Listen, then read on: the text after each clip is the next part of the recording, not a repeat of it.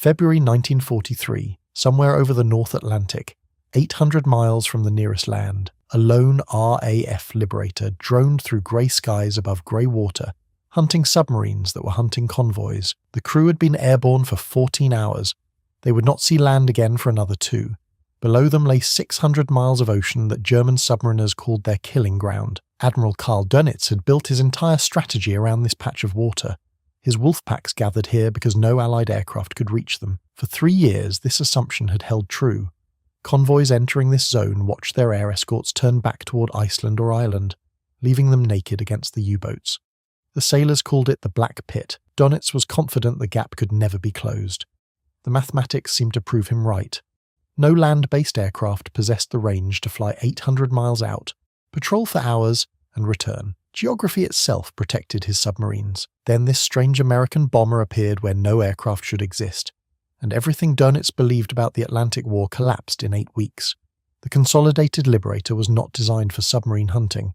It was not even particularly wanted by the Americans who built it, yet in RAF Coastal Command service, modified and stripped down, and pushed to the absolute limits of endurance, it became the only aircraft capable of closing the Atlantic gap. Dönitz later told interrogators at Nuremberg that the airplane and its radar were, next to the atomic bomb, among the decisive war-winning inventions of the Anglo-Americans. This is the story of how an unwanted American bomber, rejected by its own air force for the Atlantic mission, became the weapon that broke the U-boat threat and saved Britain from starvation. The problem began with cold arithmetic.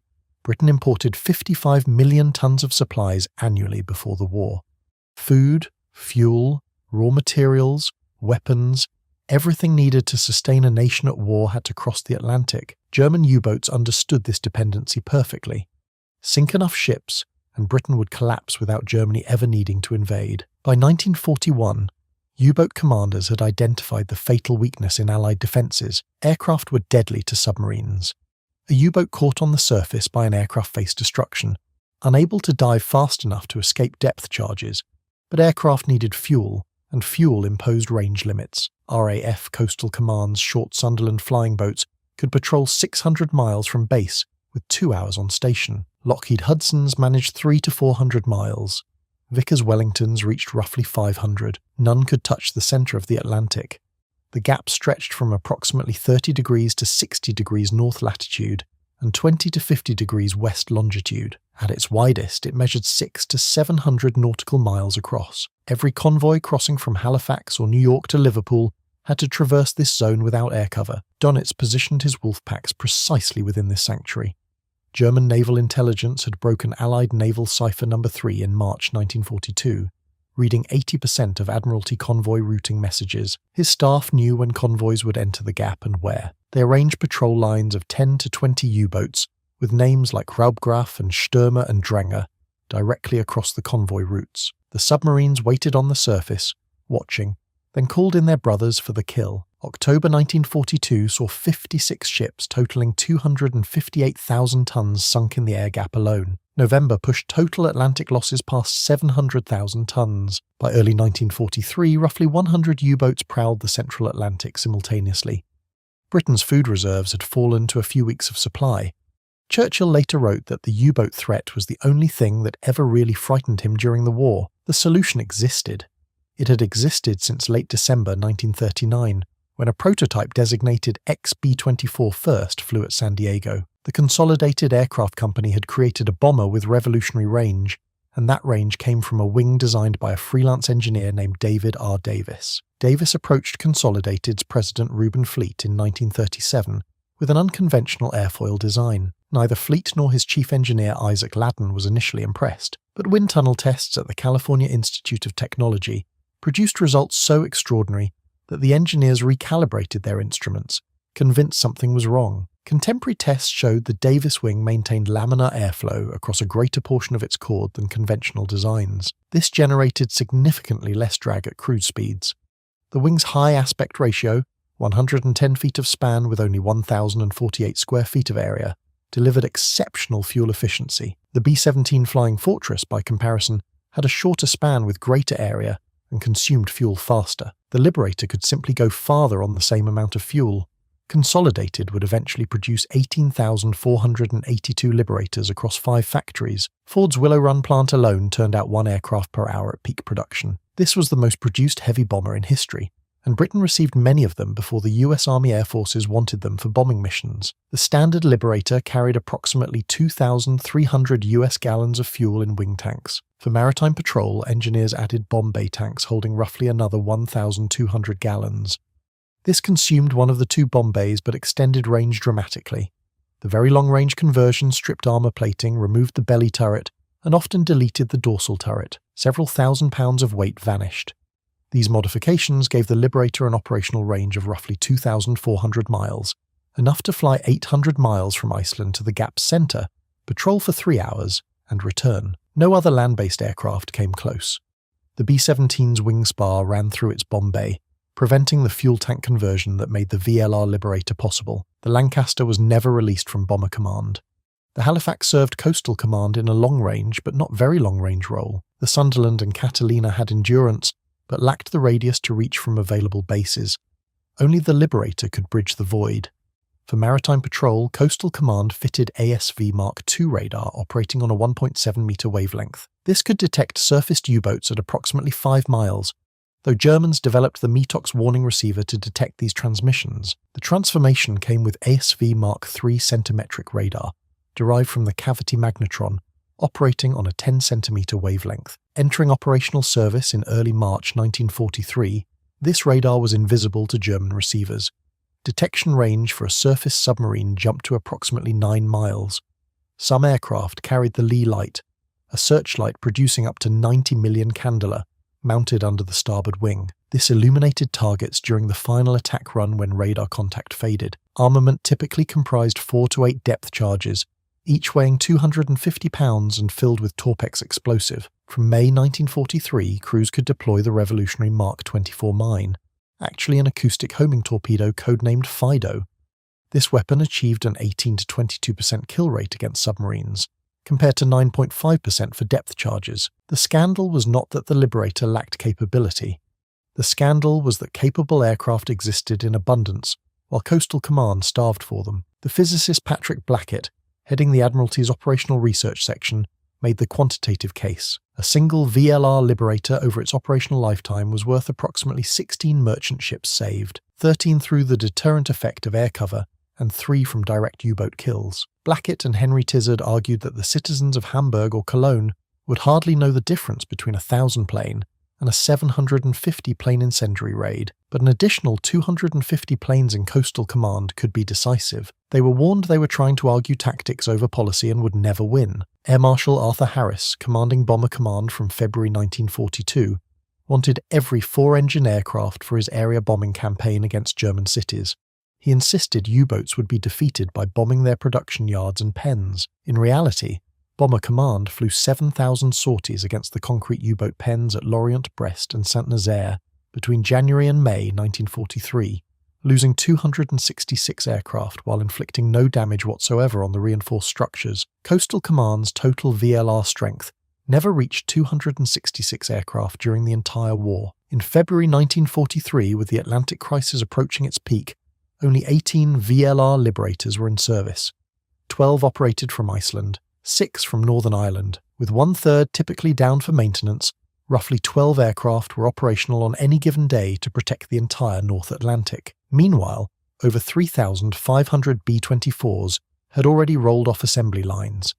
The Casablanca Conference in January 1943 declared defeating the U-boat the first charge on the resources of the United Nations and called for 80 VLR Liberators. Implementation remained agonizingly slow until President Roosevelt intervened in mid-March 1943, ordering Admiral King to transfer 60 Liberators from the Pacific to the Atlantic. According to several historians, this was one of only 2 direct military orders Roosevelt gave to his commanders during the entire war. No. 120 Squadron, or AF, was reformed at Nuts Corner, Northern Ireland, on the 2nd of June 1941 as Coastal Command's first Liberator unit. They received Liberator GR Mark I aircraft, originally B-24, as built for the US Army Air Corps, but diverted to the RAF. These lacked self-sealing tanks and adequate defensive armament for European bombing, but their range made them natural maritime patrol aircraft.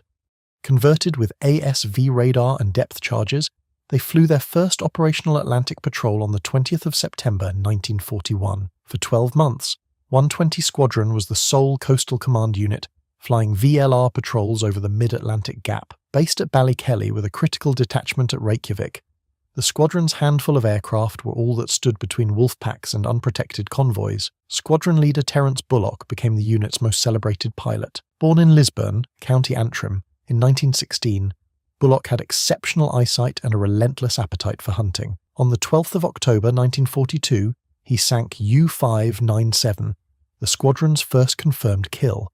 On the 5th of November, he attacked U-89 and U-132 near convoy SC-107, sinking U-132. On the 8th of December, escorting convoy HX-217, he sank U-611 and attacked 5 more U-boats in 5 hours. The resulting chaos caused U-254 to collide with U-211 and sink. By the time Bullock left 120 Squadron, he had made 23 U-boat sightings and 16 attacks.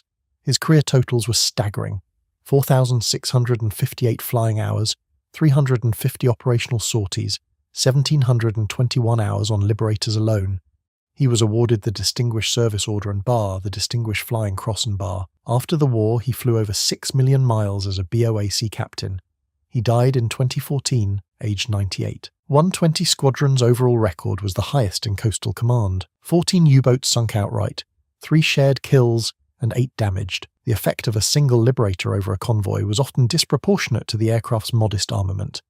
Over convoy HX-217 in December 1942, a 120 Squadron Liberator arrived approximately 800 miles from base, made 8 U-boat sightings, conducted 7 depth charge attacks, and spent 7.5 hours with the convoy on a 16-hour and 25-minute sortie. Not a single merchant ship was lost from that convoy. The aircraft did not need to sink every submarine.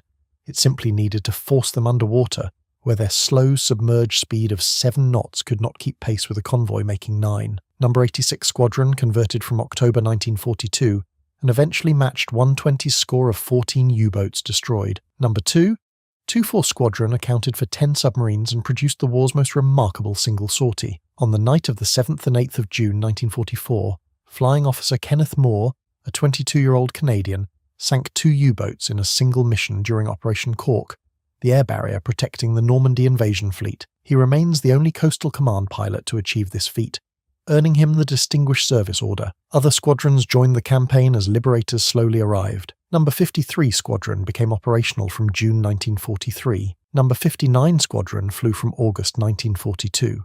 Number 206 Squadron joined from March 1944. The number 31, one Czechoslovak squadron transferred from Bomber Command in 1942 and flew Bay of Biscay patrols from August 1943, attacking U-boats as they transited to and from their French bases. Their greatest success came on the 27th of December 1943, when Pilot Officer Ulrich Dolezal sank the German blockade runner Ulsterrufer carrying tungsten from Japan. American squadrons also operated under Coastal Command control.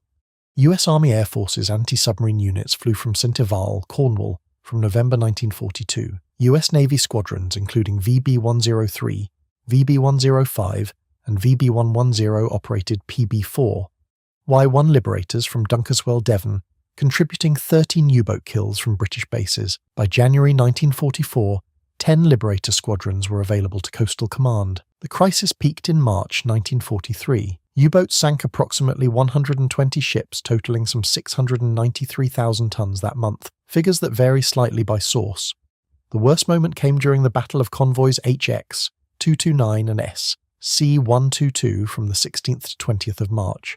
3 wolf packs totaling 38 U-boats converged on the convoys as they entered the air gap. 22 merchant ships went to the bottom. More than 300 merchant seamen died. Only 1 U-boat was lost. German radio trumpeted it as the greatest convoy battle of all time. Stephen Roskill, the official Royal Navy historian, concluded that the Germans never came so near to disrupting communications between the New World and the Old as in the first 20 days of March 1943. So grave was the situation that senior Admiralty officers discussed abandoning the convoy system entirely. Then everything changed. Multiple factors converged simultaneously in April and May. Additional VLR Liberators reached Coastal Command, finally giving convoys air cover where none had existed. Escort carriers entered service, bringing aircraft directly to the battle. Hunter-killer support groups deployed to pursue contacts aggressively. Centimetric radar spread to more aircraft, allowing crews to find surfaced U-boats without warning. The FIDO acoustic torpedo became available, dramatically improving kill rates. Ultra-intelligence resumed after a blackout period, allowing convoys to be routed around wolf packs. Convoy ONS-5 in late April marked the turning point. Attacked by over 30 U-boats, the convoy lost 13 ships, but 6 U-boats were sunk and 7 damaged. This exchange rate was catastrophic for Germany. Then came Convoy SC-130 in May, attacked by up to 33 U-boats. It lost not a single merchant ship while 5 submarines were destroyed. Among the dead was Peter Dönitz, the Admiral's 21-year-old son, killed aboard U-954 on the 19th of May. In May 1943, 41 U-boats were sunk, representing roughly 25% of Germany's operational submarine fleet. This was nearly 3 times the previous monthly record. Aircraft accounted for a significant proportion of these kills. Allied shipping losses in the Atlantic plummeted to roughly 134,000 tons, less than 1/5 of March's figure. On the 24th of May 1943, Dönitz ordered his U-boats to withdraw from the North Atlantic. His war diary entry was blunt. Wolfpack operations against convoys in the North Atlantic were no longer possible. We had lost the Battle of the Atlantic. At Nuremberg on the 9th of May 1946, Dönitz elaborated on what had defeated him. In June or July 1942, at the pinnacle of my success, it occurred to me that air power might someday stifle us and force us underwater. Thus, despite the huge successes which I still had at that time, my fears for the future were great. When U-202 reported encountering liberators 800 miles from England in July 1942, Dönitz was greatly disturbed. He understood that the ability of U-boats to form wolf packs depended entirely on the absence of air cover. His entire strategy assumed the mid-Atlantic gap was a permanent geographic reality the Allies could not overcome. The appearance of aircraft in that space invalidated everything. Germany never produced a comparable very long-range maritime patrol aircraft. The Focke-Wulf FW-200 Condor, which Churchill called most formidable, was a converted airliner with a catastrophically weak airframe. Crews were ordered to stop attacking shipping from mid-1941 to preserve numbers. Only 276 were ever built. The Junkers Ju-290 replacement arrived too late to affect the 1943 crisis. Most historians agree no single weapon was decisive. The victory combined VLR aircraft, centimetric radar, ultra-intelligence, escort carriers, improved escorts, acoustic torpedoes, and American shipbuilding. But the Liberator's role was uniquely irreplaceable. Only it could close the gap, and the gap's closure coincided precisely with the battle's turning point. Captain John O'Connell's analysis calculated that by April 1942, the RAF had received 113 Liberators. Had they been properly allocated, the same battle might have been fought and won in April to May 1942, a full year earlier. During those 12 lost months, 918 ships totaling over 5 million tons were sunk in the North Atlantic. Coastal Command was dubbed the Cinderella Service by First Lord of the Admiralty, A.V. Alexander, in November 1940. Third in priority behind Fighter Command and Bomber Command, it was consistently denied the aircraft it needed. Over the course of the war, Coastal Command sank 212 U-boats, at a cost of 741 aircraft lost on anti-submarine operations. Liberators of all operators were credited with 72 to 93 U-boat kills, the range reflecting different counting methods for shared kills. The Battle of the Atlantic cost approximately 3,500 merchant vessels and 175 warships sunk, and over 72,000 Allied sailors killed. Germany lost 783 U-boats and some 28,000 submariners, roughly 3 of every 5 who served. Churchill wrote that the Battle of the Atlantic was the dominating factor all through the war. Never for one moment could we forget that everything happening elsewhere, on land, at sea, or in the air, depended ultimately on its outcome. An unwanted American bomber, stripped of armour and guns, flown to exhaustion by crews who spent more time over featureless ocean than any other aviators in the war, closed a gap that Germany believed unclosable. The Davis wing that sceptical engineers had dismissed, the range that no other aircraft could match, the radar that Germany could not detect, all came together in one aircraft at the one moment when everything depended on it. Dönitz built his strategy on geography. British ingenuity made geography irrelevant. That is what air power means when properly applied, not in 1,000-bomber raids that left concrete bunkers untouched, but in single aircraft appearing where they had no right to exist. breaking the assumptions that entire campaigns were built upon. The Liberator was never loved like the Spitfire or Lancaster. It was awkward to fly, unforgiving of mistakes, brutal on crews who flew 14-hour missions over water that would kill them in minutes if they went down, but it did what nothing else could do. It reached the Black Pit, and in reaching it, it won the longest battle of the war. If you enjoyed this deep dive into British